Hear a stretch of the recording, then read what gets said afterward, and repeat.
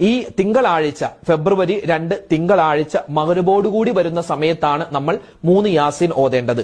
പിന്നെ ചില പണ്ഡിതന്മാരുടെ അഭിപ്രായ പ്രകാരം ബറാഅത്ത് രാവിന്റെ അസറിന് ശേഷം ആണ് 3 യാസീൻ ഓതേണ്ടത്. അതായത് ഇനി വരുന്ന ഫെബ്രുവരി 2 തീയതി തിങ്കളാഴ്ച അസറിന് ശേഷം നമുക്ക് യാസീൻ 3 വേണമെങ്കിൽ ഓതാം.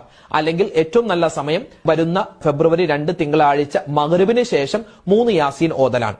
3 യാസീൻ ഓതുമ്പോൾ ഏതൊക്കെ നിയ്യത്താ വെക്കേണ്ടത്? ഒന്നാമത്തെ നിയ്യത്ത്, അല്ലാഹുവേ എന്റെ റിസ്ക്കിൽ നീ വിശാലത തരണം. റിസ്ക് എന്ന് പറഞ്ഞാൽ എന്റെ കുടുംബം, എന്റെ മക്കൾ, എന്റെ ഭാര്യ, എന്റെ ഭർത്താവ്, എന്റെ വെള്ളം, എന്റെ ഭക്ഷണം, എന്റെ വസ്ത്രം, എന്റെ കച്ചവടം, എന്റെ വാഹനം, എന്റെ വീട്, ഇതെല്ലാം എന്റെ റിസ്ക്കാണ്.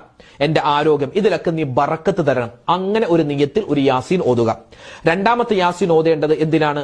നമുക്ക് ആഫിയത്തുള്ള, ആരോഗ്യമുള്ള ദീർഘായുസ് കിട്ടണം. വെറും ദീർഘായുസല്ല, ആരോഗ്യമുള്ള ദീർഘായുസ് കിട്ടണം. അതിനുവേണ്ടി ഒരു യാസീൻ. മൂന്നാമത്തെ നിയ്യത്ത്, നമ്മുടെ ആഖിബത്ത് നന്നാവണം, നമ്മുടെ അന്ത്യം നന്നാവണം. അതോടൊപ്പം തന്നെ മരണപ്പെട്ടുപോയ എല്ലാവർക്കും വേണ്ടി നമ്മൾ ഒരു യാസീൻ ഓതും. അപ്പൊ അങ്ങനെ 3 യാസീനാണ് നമ്മൾ ഓതാറുള്ളത്. അത് മഗ്‌രിബിന് ശേഷം ഓതൽ നല്ലതാണ്. അപ്പൊ ചോദിക്കും, ഉസ്താദെ ഈ മഗ്‌രിബിന്റെ ഇടയിൽ സമയം കുറവാണ്, അപ്പൊ ഈ 3 യാസീൻ നമുക്ക് മഗ്‌രിബിന്റെ ഇടയിൽ ഓതി തീർക്കാൻ പറ്റില്ല. രണ്ടാമത്തെ യാസീൻ പകുതിയായപ്പോൾ ഇശാബാങ്ക് വിളിച്ചു, എന്ത് ചെയ്യും? ഒരു കുഴപ്പമില്ല, ഇശാബാങ്ക് വിളിച്ചോട്ടെ. ഇശാബാങ്കിന്റെ ഇജാബത്ത് കൊടുക്കുക. ആ ഇശാബാങ്ക് വിളിച്ചതിന് ശേഷം നമ്മൾ ബാക്കി യാസീൻ പൂർത്തിയാക്കുക.